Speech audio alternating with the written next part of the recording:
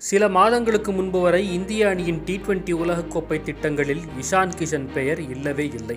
ஏன், அவரை இந்திய அணியில் மீண்டும் தேர்வு செய்யும் எண்ணம் கூட யாருக்கும் வரவில்லை. எல்லாரும் அவரை மறந்திருந்த சமயம் அது. காலம்தான் எவ்வளவு விசித்திரமானது. இந்திய அணிக்குள் மீண்டும் நுழைந்த வேகத்தில் உடனடியாக முத்திரை பதிக்க ஆரம்பித்து விட்டார் இஷான் கிஷன். நியூசிலாந்து தொடரில் பட்டாசு ஆட்டத்தை வெளிப்படுத்திய இஷான் கிஷன் உலகமே உற்று கவனித்த இந்தியா பாகிஸ்தான் T20 உலகக்கோப்பை ஆட்டத்தில் மற்ற எல்லா பேட்டர்களும் தடுமாறிய கொழும்பு ஆடுகளத்தில் 77 ரன்கள் எடுத்து நம்ப முடியாத ஆட்டத்தை வெளிப்படுத்தி ஆட்ட நாயகனாக தேர்வானார். எத்தனை ஆண்டுகளானாலும் இந்த ஆட்டத்தை பேசாமல் இருக்க முடியுமா? 2 வருடங்களாக இந்திய அணியும் BCCIயும் ஏன் ரசிகர்களுமே கூட மறந்த இஷான் கிஷன் எப்படி மீண்டும் இந்திய அணிக்குள் நுழைந்தார்? மற்ற எல்லா பேட்டர்களையும் ஓரங்கட்டி எப்படி முதன்மை பேட்டராக மாறியுள்ளார்? இந்த 2 வருடங்களும் அவருடைய வாழ்க்கையில் என்ன நடந்தது? 2023 டிசம்பரில் தனிப்பட்ட காரணங்களுக்காக தனக்கு இடைக்கால ஓய்வு தேவை என்று BCCIயிடம் வேண்டுகோள் விடுத்தார் இஷான் கிஷன். அங்கு ஆரம்பித்தது ஒரு பெரிய சறுக்கல். தென்னாப்பிரிக்க டெஸ்ட் தொடரில் பங்கேற்காமல் இருந்த இஷான் கிஷன் மீது BCCIக்கு கோபம் வந்தது. அடுத்த 2 மாதங்கள் கழித்து அவர் பெயர் BCCI ஒப்பந்த பட்டியலில் இருந்து நீக்கப்பட்டது.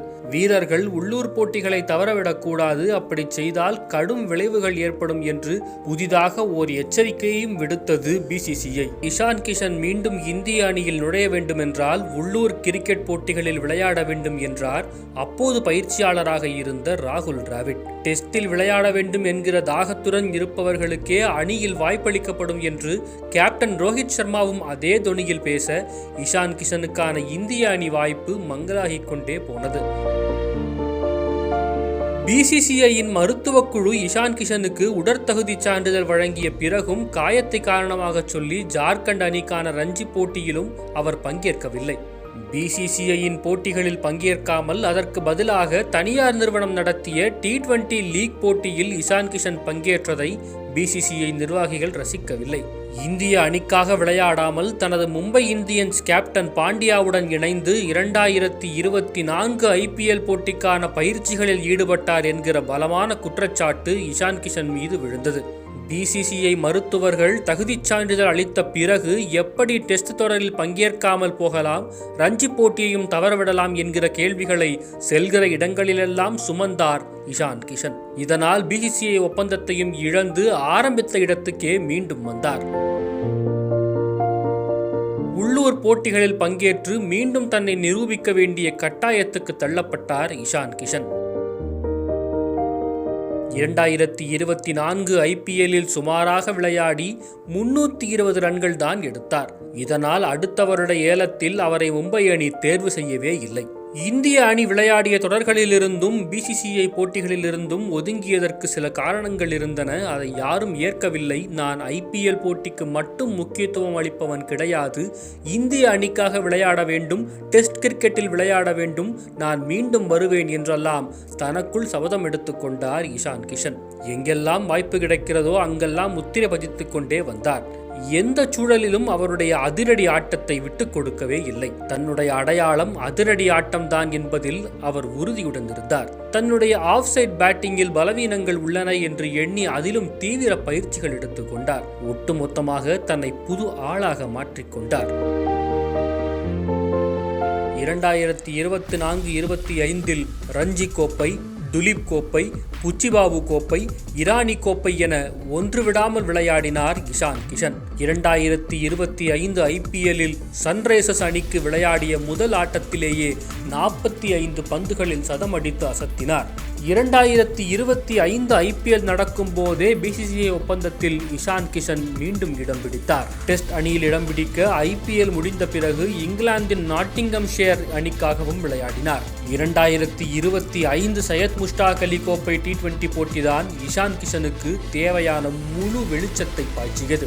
ஜார்க்கண்ட் அணி வென்ற அப்போட்டியில் 517 ரன்கள் எடுத்து அசத்தினார் இஷான் கிஷன். 33 சிக்சர்கள், ஸ்ட்ரைக் ரேட் 197.32.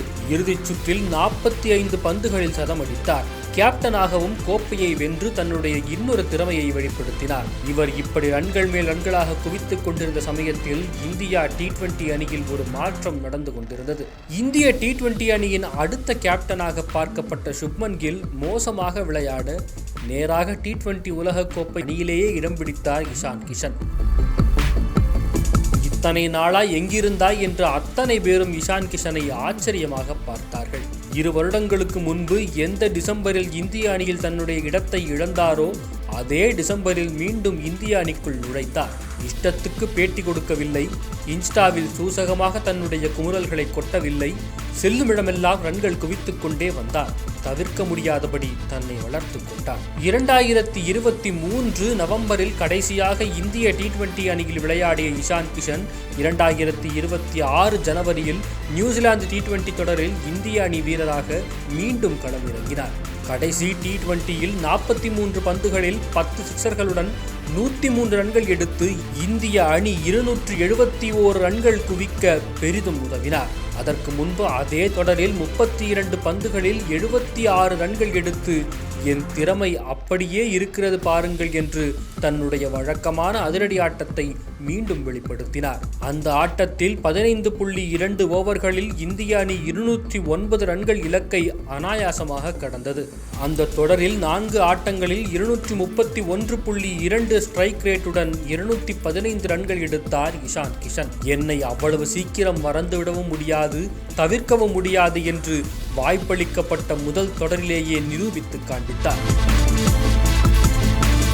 T20 உலகக்கோப்பைக்கு மாற்று விக்கெட் கீப்பர் பேட்டராகவே இஷான் கிஷன் முதலில் தேர்வானார். சுப்மன் கில் போலவே சஞ்சு சாம்சனும் மோசமாக விளையாடி வர பொறுத்தது போதும், இனிமேல் அபிஷேக் சர்மாவுடன் இஷான் கிஷனையே தொடக்க வீரராக களமிறக்கலாம் என்கிற முடிவுக்கு வந்தார்கள் சூரியகுமாரும் கௌதம் கம்பீரும். அந்த அளவுக்கு தன் முன் இருந்த அத்தனை கதவுகளையும் உடைத்தே முன்னேறி வந்தார் இஷான் கிஷன். பாகிஸ்தானுக்கு எதிரான T20 உலகக்கோப்பை ஆட்டத்தில் இஷான் கிஷன் 77 ரன்கள் எடுத்து ஒரு புயல் ஆட்டத்தை வெளிப்படுத்தினார். படிப்படியாக இந்தியாவின் ஒருநாள் டெஸ்ட் அணிகளிலும் இடம் பிடிப்பார் என்று எதிர்பார்க்கலாம்.